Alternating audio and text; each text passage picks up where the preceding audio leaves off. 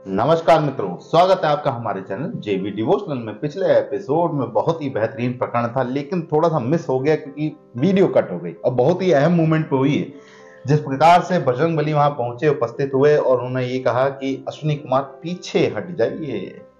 आपका कोई कुछ नहीं बिगाड़ पा। अहित नहीं होगा आपका, लेकिन मुझे अपने बल का प्रयोग करने दीजिए। अच्छा, सहसा हम लोगों ने देखा कि न ऋषिवर की वो रेखा टूटी, ना उनका तपोबल भंग हुआ, बल्कि ऋषिवर की पूरी कुटिया जो है वो धरती लोक से गायब हो गई है। अब वो जा रही है सूर्य लोक। टेलीपोर्ट नहीं हो रही है, ट्रांसपोर्ट हो रही है। अब इस ट्रांसपोर्टेशन में ऋषिवर को दिक्कत हो रही है क्योंकि जेटलैग होने की समस्या है उनके साथ। मुझे लग रहा है पेड़ पकड़ के बैठे हुए।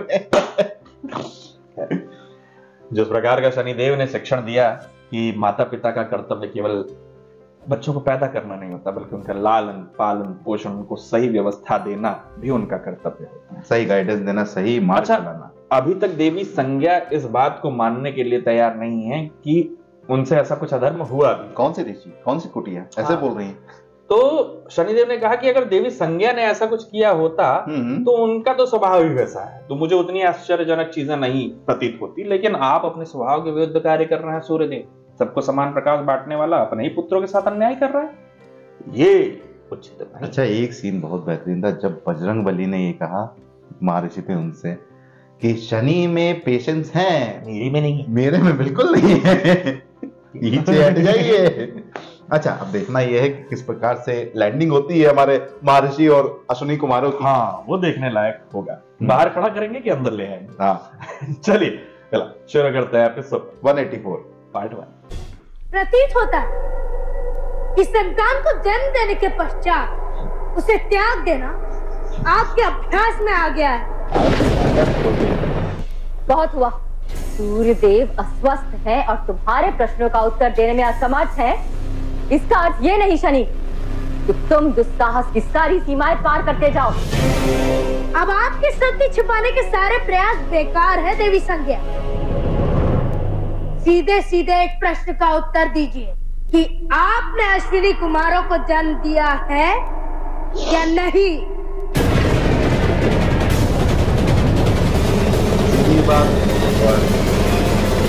नहीं, मैंने किसी अश्विनी कुमारों को जन्म नहीं दिया।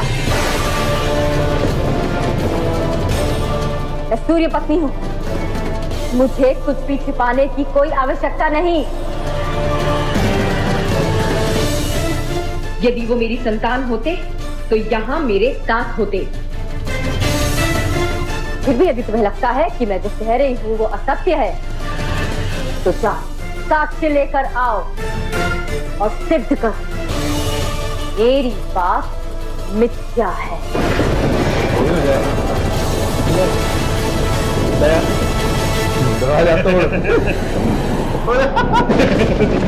चलिए वो मस्तानी।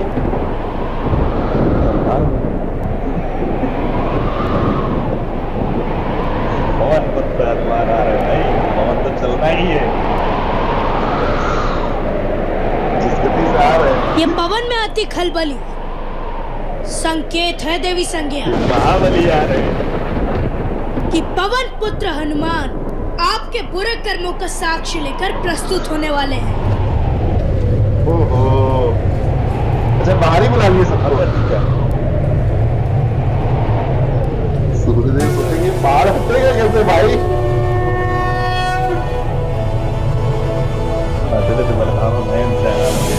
राख लिखा है।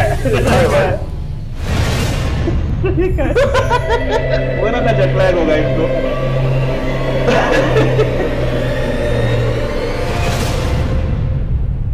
नेत्र खोलिए ऋषिवर। पहुंच गया। और धन्यवाद दीजिए अपने प्राणों को कि यात्रा पूर्ण होने से पहले उन्होंने आपका साथ नहीं छोड़ा।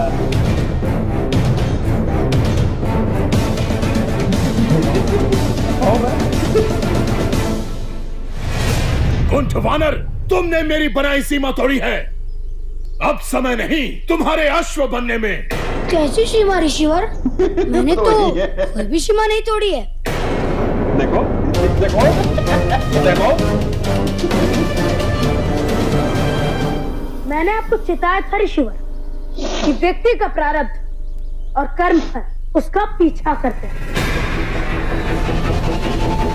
और सही समय पर उसके सामने उपस्थित होते हैं।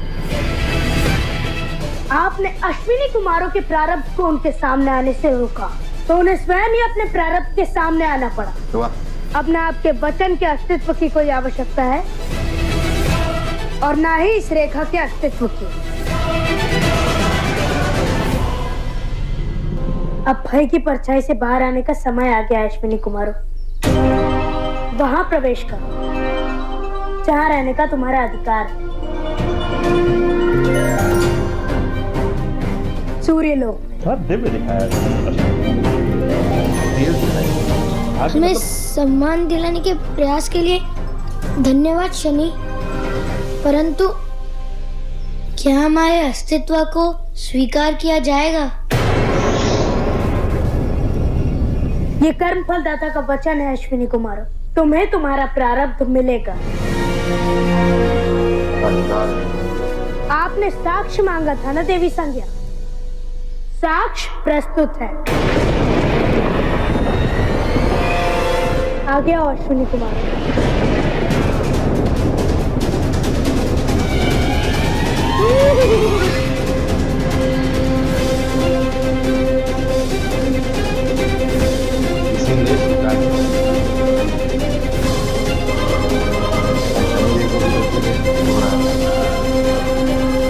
कुछ क्षण पूर्व मैंने कहा था कि ये परिवार अधूरा है। अब पूरा हुआ। आज ये परिवार पूरा हुआ। सूर्यदेव और देवी संज्ञा की संतान अश्विनी कुमारों के आगमन से।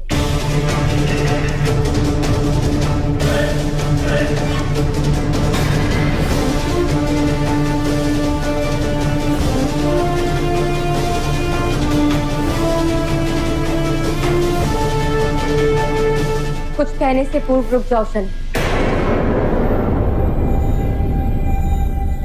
सूर्यलोक की अपनी मर्यादा है। यूं चौखट पर खड़े होकर इस प्रकार चर्चा का कोई लाभ नहीं। ये बालक पहली बार सूर्यलोक आए हैं। यदि आपकी अनुमति हो तो पहले इन्हें भीतर ले चले।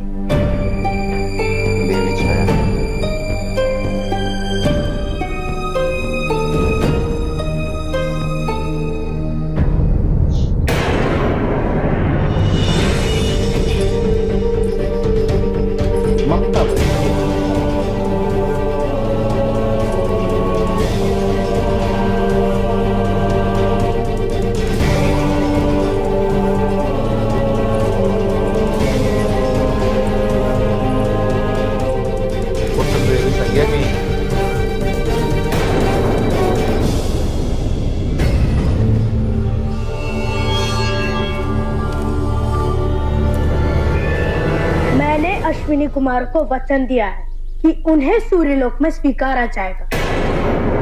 और आपको स्मरण है ना कि शनि सदा अपना वचन निभाता है। मुझसे साक्ष्य मांगा गया था, अब साक्ष्य आप सबके समक्ष प्रस्तुत है।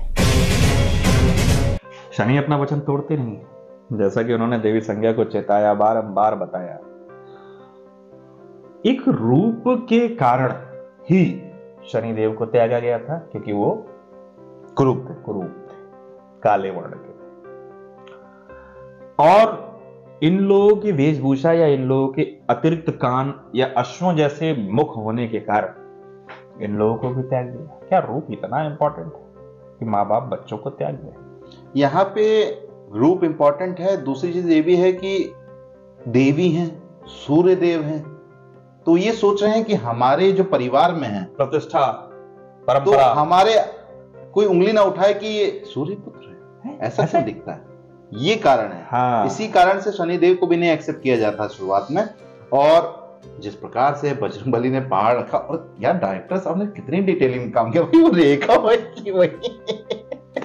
मैंने कोई रेखा नहीं मार की। ये देखो ये। लेकिन अब इसका कोई अस्तित्व नहीं है, कोई फायदा नहीं है, क्योंकि सूर्यलोक के सामने ही तो है। अब भाई वार्तालाप तो हो ही सकती है ना, रेखा के उस पार ही रह लो।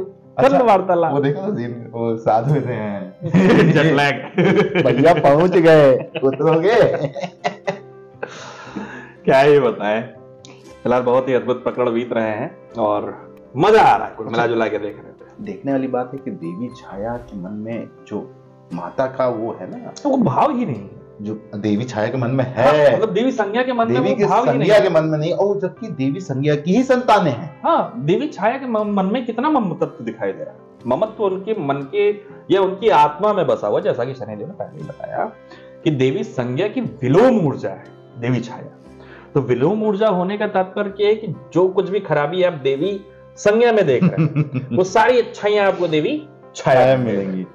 क्योंकि कहीं ना कहीं भाई देवी संज्ञा के बालकों का भी लालन पोषण किया है, बिना किसी छल के किया है, और शनिदेव को भी उतना ही प्रेम दिया है, यम को भी उतना ही प्रेम मिला, यमी को भी उतना ही प्रेम मिला, और अश्विनी कुमारों के प्रति भी उनके मन में वही ममत्व देखने को मिला। सूर्यदेव भी अभी देखिए कदम उठाएंगे, मुझे लग रहा है कि उनके एक्सप्रेशन ऐसा बता रहे हैं कि वो गिल्ट में है और अपनाना चाह रहे हैं, लेकिन देवी संज्ञा के कारण नहीं अपना पा रहे। हाँ, चलिए फिलहाल मित्रों इस एपिसोड को करते हैं समाप्त। शीघ्र ही मिलेंगे नए के साथ, तब तक के लिए राधे राधे।